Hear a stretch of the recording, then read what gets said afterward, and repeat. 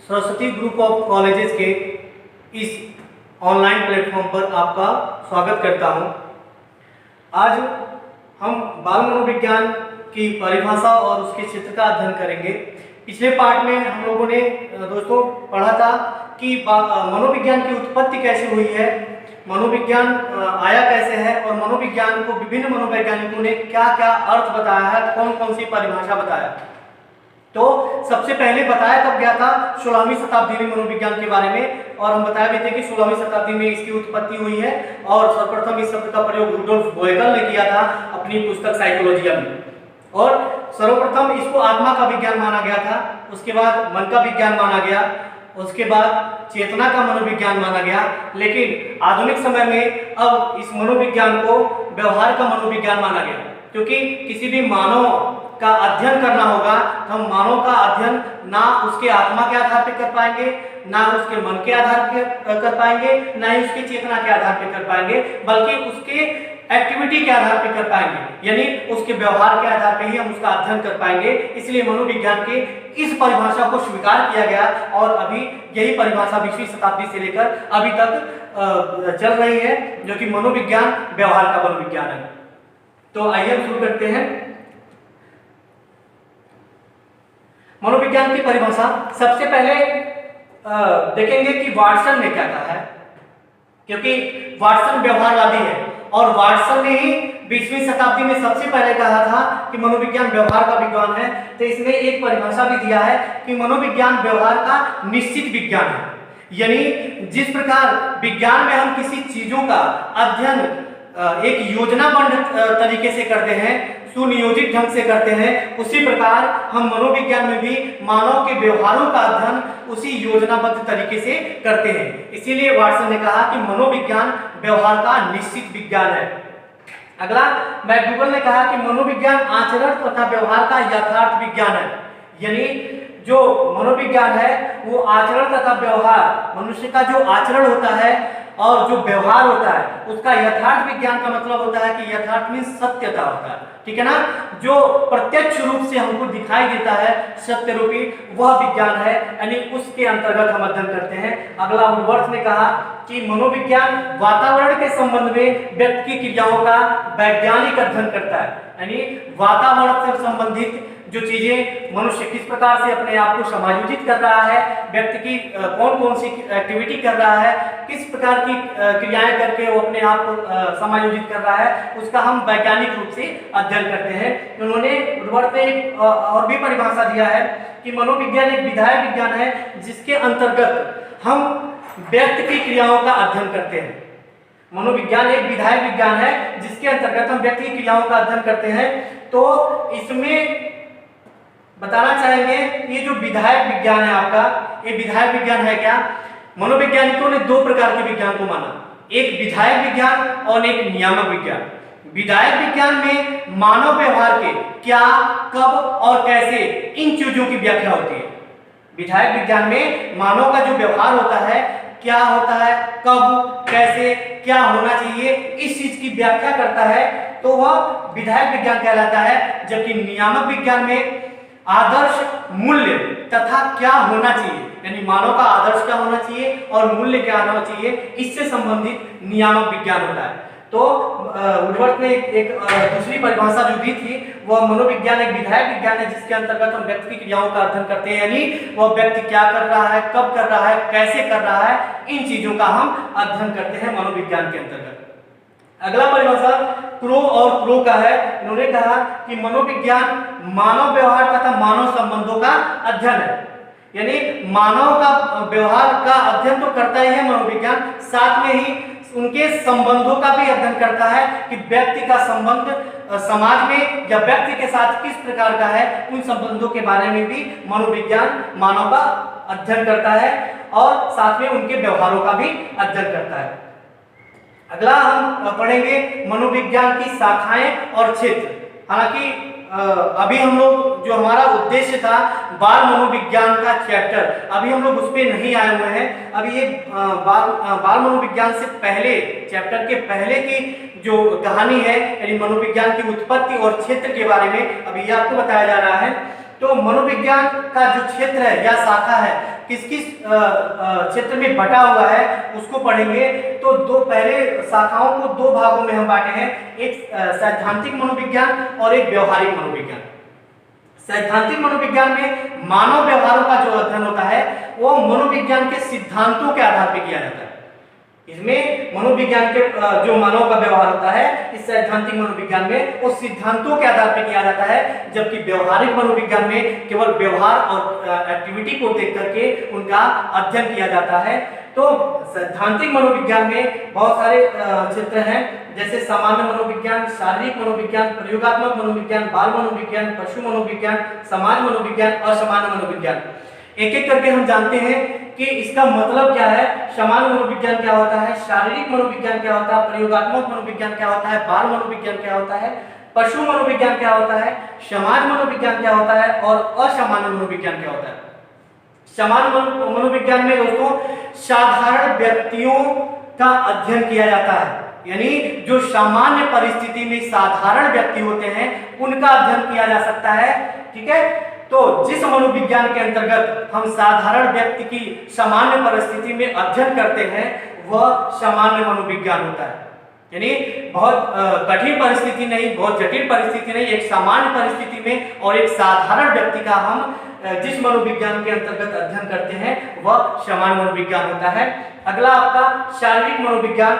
शारीरिक मनोविज्ञान जो होता है वह शरीर की बनावट, यानी तंत्रिका तंत्र से लेकर ज्ञानेंद्रियों की बनावट तक का अध्ययन जिस मनोविज्ञान के अंतर्गत करते हैं वह हमारा शारीरिक मनोविज्ञान होता है। अगला आपका प्रयोगात्मक मनोविज्ञान।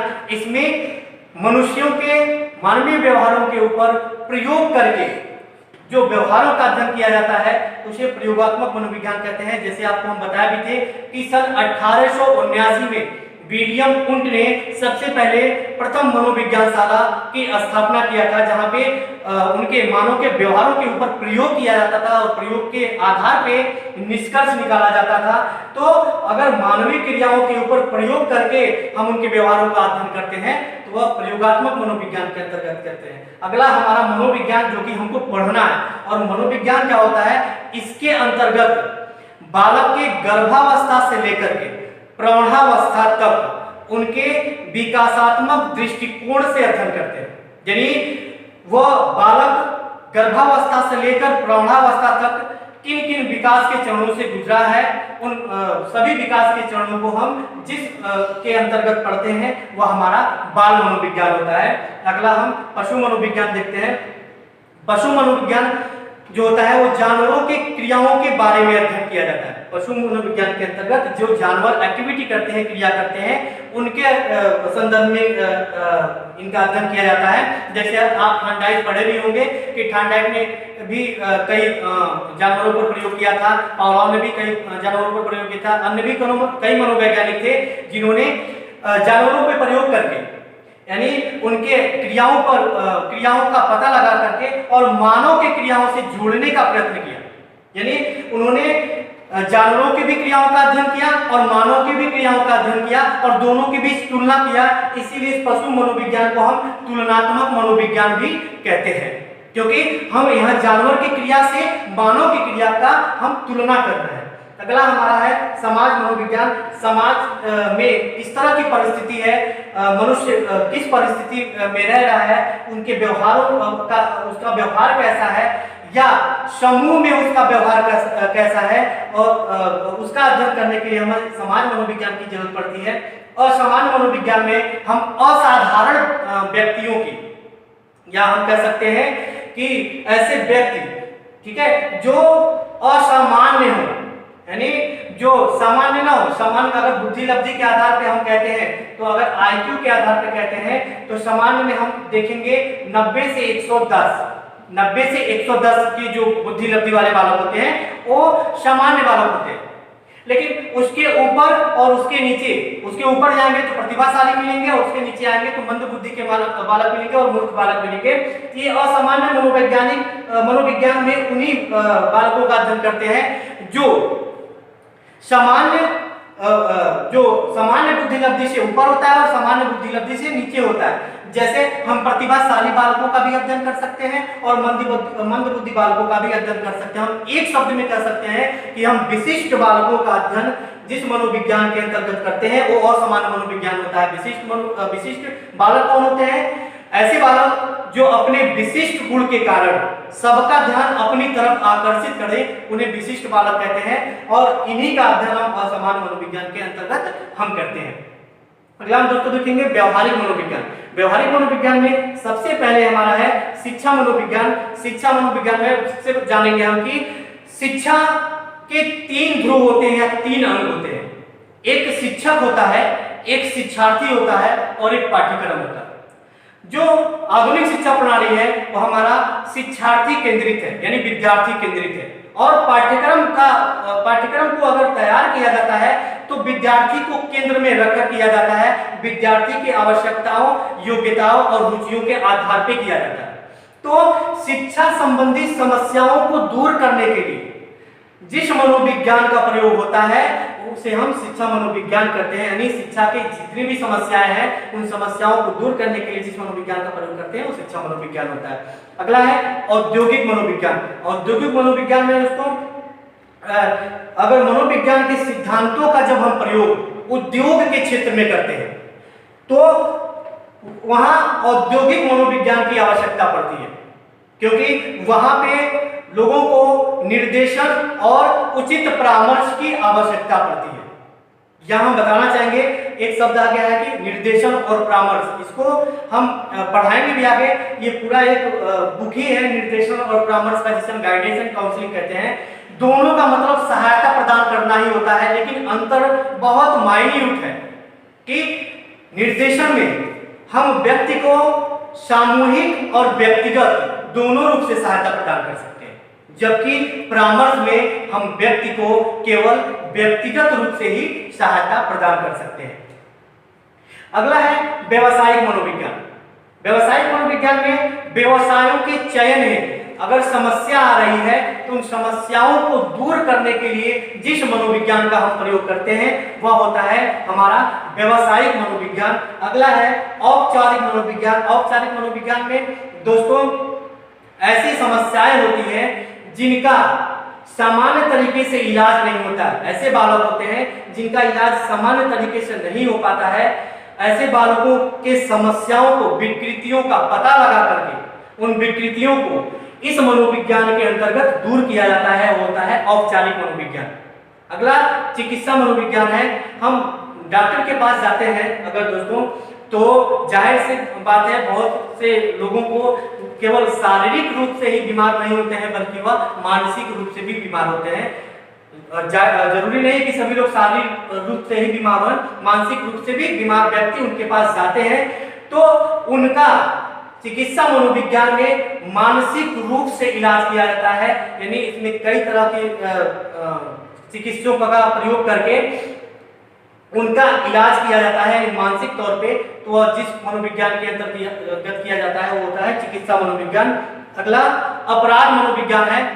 अपराध की प्रवृत्तियों को हम दंड ना दे करके, अपराध की जितनी भी प्रवृत्ति है बालकों के अंदर चाहे व्यक्तियों के अंदर, अगर उनको दंड ना दे करके हम मनोविज्ञान के अंतर्गत दूर करना चाहें तो अपराध मनोविज्ञान के अंतर्गत करेंगे। आपको हम बता दें कि जैसे एक एग्जाम्पल है बाल सुधार गृह बना हुआ है, वहां बालकों को क्या किया जाता है, मनोवैज्ञानिक तरीके से उनके अपराधों को समाप्त किया जाता है। मनोवैज्ञानिक ढंगों से उनके अपराधों को समाप्त किया जाता है। तो ऐसे अपराध मनोविज्ञान में उन बालकों को रखा जाता है जिन्होंने कोई अपराध किया है और अपराध करने के बाद उनको दंड ना दे करके मनोवैज्ञानिक प्रवृत्तियों, मनोवैज्ञानिक नियमों का पालन करके हम उनके अपराधों को दूर करने का प्रयास करें। अगला है कानून मनोविज्ञान। तो आजकल कानून मनोविज्ञान का भी प्रयोग होने लगा है न्याय के क्षेत्र में, न्याय के क्षेत्र में और कह सकते हैं कानून के क्षेत्र में, क्योंकि आपने एक मशीन का नाम भी सुना होगा, लाई डिटेक्टर, जिसे झूठ नापने का मशीन भी कहते हैं। झूठ नापने का मशीन भी कहते हैं। वह व्यक्ति का क्या करता है, झूठ को पकड़ता है। मनुष्य के पूरे शरीर पे यंत्रों को फिट कर दिया जाता है। इस प्रकार से मनुष्य के तमाम प्रकार की तंत्रिकाएं जुड़ी होती हैं उस मशीन से, और मनुष्य अगर झूठ बोलता है तो वहां से इस मीटर पे उन चीजों को नापा जाता है कि व्यक्ति सच बोल रहा है कि झूठ बोल रहा है। तो न्याय के क्षेत्र में भी जो प्रयोग किया जा रहा है वो कानून मनोविज्ञान के अनुसार संदर्भ में किया जा रहा है। अगला कुछ क्वेश्चन जानते हैं हम लोग दोस्तों, जैसे औपचारिक मनोविज्ञान के अंतर्गत किसका अध्ययन किया जाता है।